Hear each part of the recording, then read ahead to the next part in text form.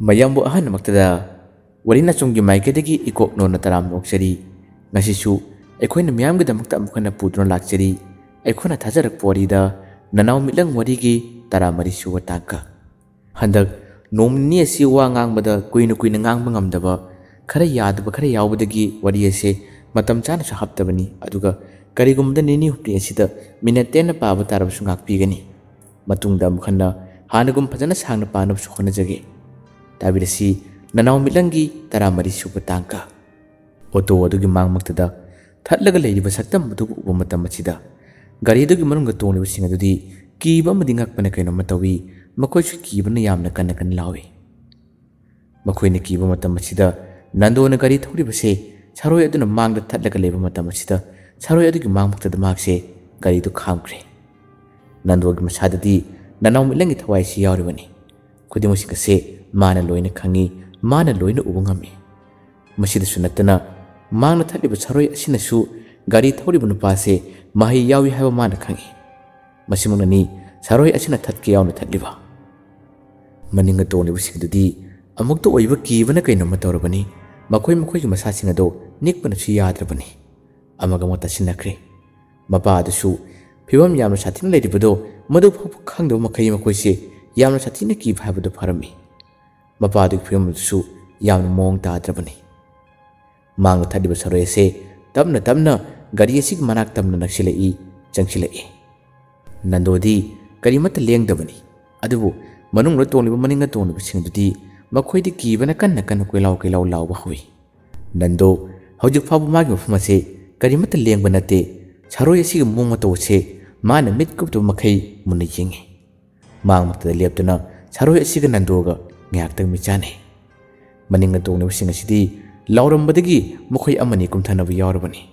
matam masida nandona hai nakhoi kanam tukumngano nakhoi kanam tukumngano kudong thiba tarabsu aina tagani haduna mana hai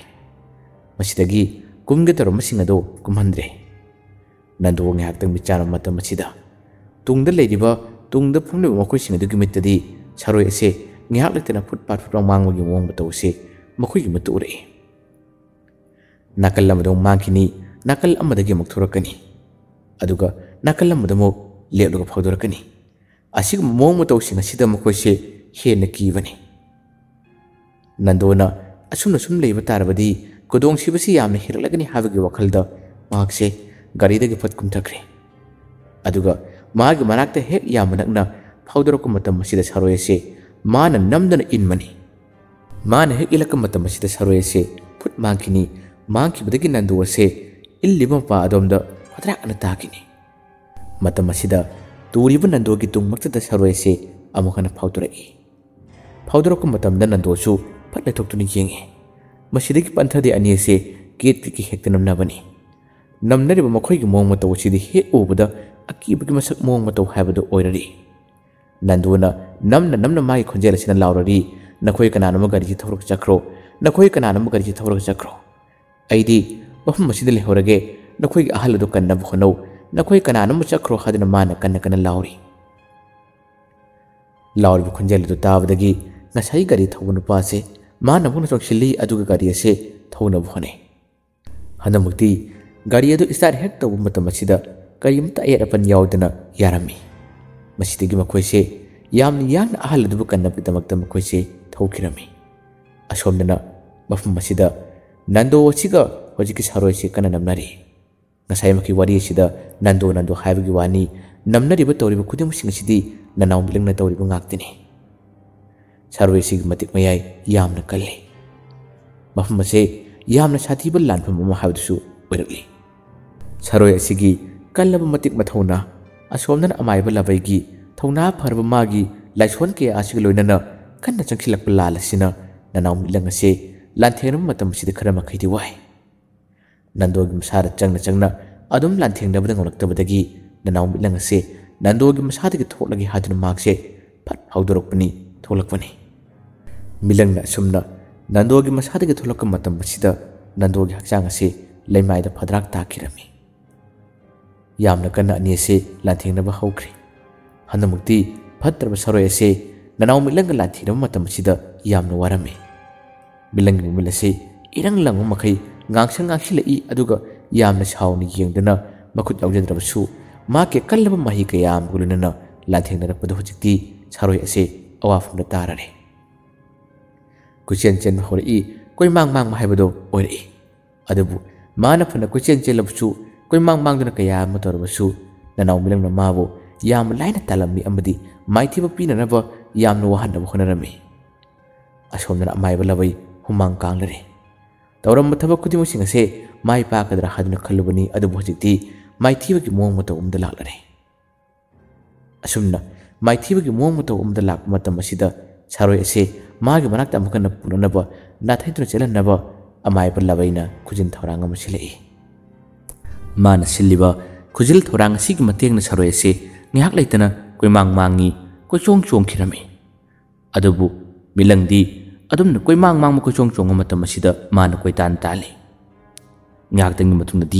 milangna som tan matam asida mangkibadagi amukana saroi ase phawduraktre phawduraktabadagi akoi basida mana kuyeng yengi leidabadagi nanaw milang ase hallagi haduna mahabu kibadagi chela mali khanduna amukana nandogi masada mase changsilami aduga mahak hojikti mayum maigai tamala ame milangi wakhalda otoda pukiba ahaladusu aduma kanba ngamlagani makoisu doctor sang yoromlagani haduna magi wakhanda khanki mahangna changliba nandogi masa sidi wabana kaino matorabani yamathuna yum yorage habagi wakhalda mahana yorakibani makoigi yum adugi sumang adu hek yoba matam asida nandogi masara chang milang asina atia thakta thaja mabu munni yengkhalai adugo hojikti mangola matamna kakhalai mangonda haipata ngaraga leiba matam asida milang ase nandogi masadagi tabna thokre nando se milang na hek thokibadagi ngasai makai milang na mangona changduna tawkiba thabak kaya adu loina hojikti amakena waban masase chor kana holaga damak lektharaga tari milang na mana asida phamduna mabu sanglari nakallamadna makari kamdori ngasai pukiba ahalado doctor sang yore doctor sang yoba matam asida doctor singni yamna kanna hunai adabu karimata laikan nabangambagi chang habdudi oidrabani mag masadagi ichisu yama thokiba makoina angamba thakta honaba matam asida hakjang asidi I yaudrabra kainoma tawre hadun harapkani yamna kanadi honai yengbu yabu yengi adabu kanba ngamagi pambai asidi adumak lesilaktrabani ngahaktang yengla butundati doctor na kanba ngamaroi mahak ase leitre haduna pau piri wadu harakpada machanupa anidudi thamoi kaibana yamna kapki adubu makhoi gi lekai gi mateng pangma lakibasingdudi yamna kirami auto driver atusu yamna kirami karigiri kiroi makhoi gi mangda satiba thodo khara thokli masimuna makhoi na kibani asi bakchang ase yumda makhana purasi hadna makhoi se puna bisem sai pusu purai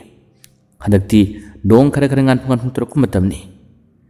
asumna asi bakchang ase amakana puraga makhoi na yumda laklari nanaw milangsu nando ba asumna sangle rambadagi ngasai gi doctor da puki singado kari karam to kiuna habagi wakhalse mongona phore masidagi ngyaktang paiduna yengi haduna mahangna amakana paiduna yengmu lakpani adabu mahangna lakamatami ngasai gi nupa du laikan nabangam daduna magi asi bakchang ado auto da haptuna yumda purakpugi mong matawse nanaw milangi mitu urami masigi mong matawsi uba matamasida nanaw milang mana kan mangam kitabagi thawai ase yamnu ngaramde khudi masing ase kanag mamagi phatab khujin tharang lai sanadna toribane habase nanaw milang na khangi asi baksang asina makhoi gi yum chumang yorok matamasida magin pi throk lei aduga makhoi se hekta kapna lawnaba laikai gi missing phawa asi baksang adu purak le habagi pau tabada mathang pau pinakbedagi makhoi luna throk narabani khara khara ngalak labani aduga yam ngaklibadi kanaguma amatagi mitta ubanate nanaw milangna labni yenga matam asida ubani nganphang tarba matam asida asi bakchang ado chumangna thamba matam asida yam ngaklaba chatirba saroi singna lamna akoibusida koi pai pairuse nanaw milangi mitta urami mana loina khangi adabu mikup asida ma kariguma thap amata bhabu taramde nanaw milangi saktam masina mathak amata tongduna mana kudimasing ase yenglibani saroi singa tainasu udanaba kanana su khangdana ba haduna मान येंलिबनी मांगनो हजिक लांथेंगनद्रिबसे मान खुदिमसिंगसे तोरुब तारबदी ताइबंग मिसिंगदे हेन अवाब ओइगनी अदुगा करिगुंबदा अकीत Jung फावगनी खनबदगी मान वाखन खंथदना थबकसिंगसे मान पांथोक्तबनी असोमदी अमाइबा लबै नुपादु सिरे हाबगी सौमसे मंगोंदा फंगलबनी मसिदगी मागी सरोसिंग मंगोंदा सौरम कयादो लोइना फरगनी सरोसिंगसे मान Hyva लोइना यारगनी Hyva खन्नम मतमसिदा अमाइबा लबैदी हराउबना खमथेंगे खर खर ngalak matam asidani magi lai sanabagi thaba ado losingkre sarosingi maning thungjarasunu nakoi gi apamado tawro halun thadokrabani aduga amaiba labaisu makata na tummagi wakan khankidre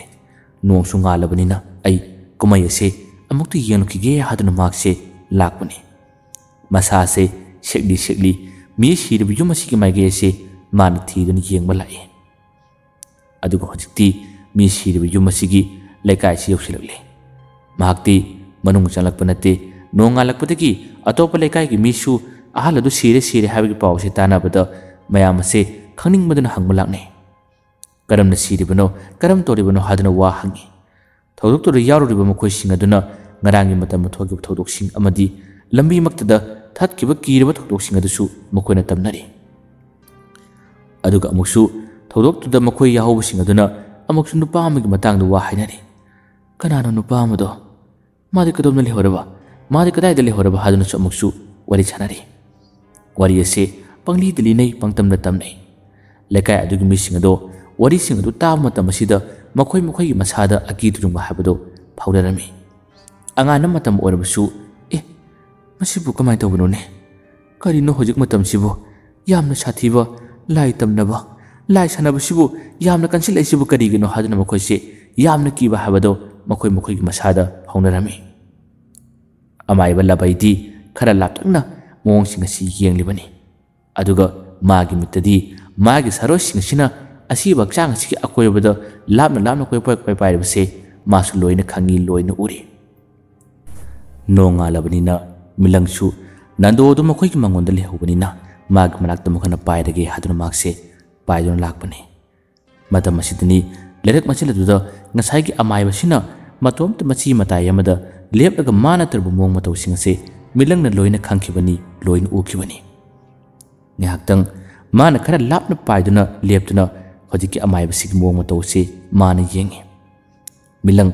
मागी मसक मागी मोंग मतौसि उबदा सावबना कैनो मतरबनी ममांगदसु अमाइबसि माना मखोमखु थुदेक्तुना यामना वाना लापनाख्रबनी हाटपदी हाटपिरमखिदबनी अदुबु माना तौखिबा फत्तब थबक मयाम असिदा मिलंगना माबु फजना हाटलगे लमन खुमलगे हादुनदि माना खल्ले न्याक्तंग लेरमदगी मागसे पाइथरक्सिरा हादुना खनबनी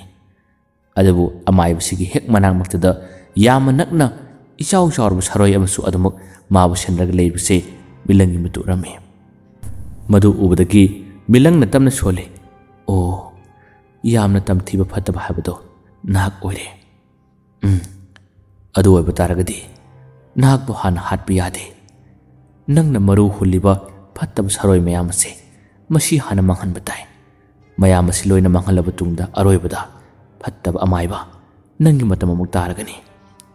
अमुक तारगनी हरमलगा मिलंगसे मफम असे थादोक्तुना याम थुना चखिरमी असोमदना करी कमदोरी मंगोल असिदा ममादो थोरखरबनी मचा अदुना अदुमना अंगावबगी मोंग मतौ अमदा मंगोल असिदा तुमलग लेरबा मोंग मतौ तु उबदा ममासिना कोंदुना हरावबग लोइना कपली पिगलिबी अंगांग ननाव सुमिलाबसु कुथ्रोलबनी ननाव सुमिलासु थोलई अदुगा मपाबुंग अदुबु उबा मतम असिदा मासु हरावबना पाबुंग हादना cholerae वखन ताद्रबा अंगावबगी पंखक ओइरबा नंदोदी मखोइना अदुमना कौरिबा ngalba mayam asida karimatu wakhan tadrabani leikai yumthanaba misingsu nando lakle habagi pawsi tabada makoisu laknarabani makoisu hangnarabani nando gi masam manai sang ba makoisu amma mataw sida magi mong si yengone nuksidra yengone haduna leikai gi mina phawba wa hinaribani milang bafmachir labani nando gi mong mataw si masu uribani masu yenglibani nando ga hanatinaba मकोई अहमदसु लाकले नंदो फजना थेमनौदना मसम मना कथपिरे मकोई कथपिरे अदुगो माबु फजना इरुजबिरे मकोइनसु वा कयाम हाय hangba yaba kaya am hangi adubu nando angawgi pangkak haibadu oirare mahak mayamna hairiba mayamna hangliba singado ma kari mata pakum pidre ahoina dum mayam madu ubu matam masida magi masada akitu jung haibado phawgum tawrare masidagi lakai adugi ahal singna angang ase wakal ase kaino matawre adubu yamuthuna honaduna mabu phana bi yengsi phana bu honagadabani haduna wadi kara harami mama adudi machagi matawdu ubada masa lakle haduna su harapum khangdaba mong mataw haibado oirami lakai adugi mising nando lakle haibagi paw tabada laknaramba yengnaramba sing adudi magi thabak leinabana adumak janaki makhoi ahum adudi lehori ahum aduna nando mama da harami ima magi masasi yam sonthare chakra bijanaba tawsi chakra longkhat piro haduna haibadagi mama do imung changna chak thongse nando makhoina them noduna wari kaya am sari mama ngai makhoi pun kiba thena kiba wari kaya do lili duna nangbu kawrabro akhoi bu nisingdrabro nando se wakalam ka taw haibani haduna wari kaya am sai masano pi du siyang hali aduga yengutu khangdraba nangina sano pi ni to nanaw sumila si khanguri yengo haduna yenghali adubu khangma ngamdre makhoi na wa kaya am hairbasu mine hek harakpa khutina matamda khuttili maigai adomda nando na mun yengma natana karikuma amatadi mana lakshin ngamdre khangma ngamdre sak lorba matungda mamanaba sing aduna themna nandobu chak chachi hadun harami matam kuna charam thalam khangdraba nandodi chak chachi harakum matam sida hekta kit namani chakpo harami machagi matawdu ubud mama se mamit mapi tarami macha aduna su mapana haba matam sida ising pirami adubu ising thaklibani hadun thaklibu khutak adusu nanghore matagum kit ne ta hajinduna thaklami masida su ising ado amakusu harami magi matawse tasena mak yengdu nungai taba habdu rami sakcha toklaba tungda su mamanaba ahum aduna themduna mabu wari kaya am libiri wakal amukana laknaba haduna wa kaya am hairari adubu nando gi mong ase tongana mong am oire nungthin numidang warang gi matam sirok labada mamanaba ahum adusu makhoi gi yumna thabak khara lehori chalage hore numidang gi matam na lakpu yarabadi aikhoi lakhe haram makhoi se chanakhirami mama aduga nanaw sumilagana nando sibu sanglari nanaw milangdi makhoi kumai makhoi gi mong matawse ngasai makhi yenglibani ma khojik phawadi nando gi damak mateng kani mata pangdri ma nangai ribse numidang gi matam masibani numidang gi matam masi yorare imung asida mama adana chak thongbada nando chaksing da phamale nando walan kari mata ngangde mahakse tumin tun phamlagalai mi singbu mun yengi karigumbada amamba akiba magi masara tatana phawrari numidangi matamase mangondati yamna kiba hainadabi mong matawse adamu oirari chaksangda pham matamnasu mamana chak thoningai magi masase panik tenikpa pangkida kiba mong matawse adamak tawrari matam masida mamana kari kiribano imalari sidi namukidorage nando imalari sidi hadana wa kaya amadi hai adubu mana yama toina soli aikijay habse mana yama toina adamu hai numidangi chakara pijare butungda nandose magi kara themnoduna pusilai aduga tummo hadana tumhalli haiba khudimuk loini yai adubu magi masada kithi kirumse adum leiba khaktani nando mamasu piglibi masu nupina naw sumila chi pusinduna phamungda tumma changkhrabani yumgi thong thonaw chen lon khrabani asumna mi tumna kiba matam isik chikpa tanja se nanaw milang na ngairag leiribani matam masidani nando na tumna leiringai matam masida mahakse nando gi manak tamna changsili aduga nando gi maraiba kata matam nan thabi magi masada tam nali makut nali aduga mamit usindana mana kariguma khar shodna nando se amakana wakhan taraknaba mana yamna kanna honabani adubu mahangna sumna honaringai matam sidani yamna ngaklaba mong mataw thodo amakak bafma sid tholaki thongnaw asigi hek maya maktadani nanaw milangi mit uhalai magi namaktada saphonglai basaktam maduna hari nangna pangthoningba thabak ado hojumak pangthokpada matam chadri nangna tawriba thaba aduna karigumba han khiba tarabadi lamdam mase awabusu tagani ꯑꯗꯨꯒ ꯅꯍꯥꯛꯅ ꯄꯥꯡꯊꯣꯛꯅꯤꯡꯕ ꯊꯕꯛ ꯈꯨꯗꯤꯡꯃꯛꯁꯤꯡ ꯑꯗꯣ ꯃꯥꯏ ꯄꯥꯛꯄꯗꯁꯨ ꯑꯋꯥꯕ ꯑꯣꯏꯒꯅꯤ꯫ ꯍꯧꯖꯤꯛꯇꯤ ꯅꯍꯥꯛꯅ ꯑꯍꯥꯟꯕꯗ ꯇꯧꯒꯗꯕꯗꯤ ꯅꯅꯥꯎ ꯁꯨꯃꯤꯂꯥ ꯄꯤꯛꯂꯤꯕꯤ ꯑꯉꯥꯡ ꯑꯗꯣ ꯅꯪꯒ ꯂꯣꯏꯅꯅꯕ ꯅꯪꯒ ꯄꯨꯟꯅꯕ ꯍꯣꯠꯅꯧ꯫ ꯄꯤꯛꯂꯤꯕꯤ ꯑꯉꯥꯡ ꯑꯗꯨꯒ ꯅꯍꯥꯛꯀ ꯄꯨꯜꯂꯕ ꯃꯇꯝꯗ ꯈꯛꯇ ꯅꯍꯥꯛꯅ ꯄꯥꯡꯊꯣꯛꯅꯤꯡꯕ ꯊꯕꯛ ꯈꯨꯗꯤꯡꯃꯛ ꯂꯣꯏꯅ ꯄꯥꯡꯊꯣꯛꯅꯕ ꯉꯝꯒꯅꯤ꯫ ꯅꯅꯥꯎ ꯁꯨꯃꯤꯂꯥꯅ ꯅꯪꯕꯨ ꯎꯕꯗ ꯀꯤꯔꯤꯕ, ꯅꯪꯕꯨ ꯎꯕꯗ ꯃꯥꯅ ꯀꯞꯂꯤꯕ ꯀꯌꯥ ꯑꯗꯣ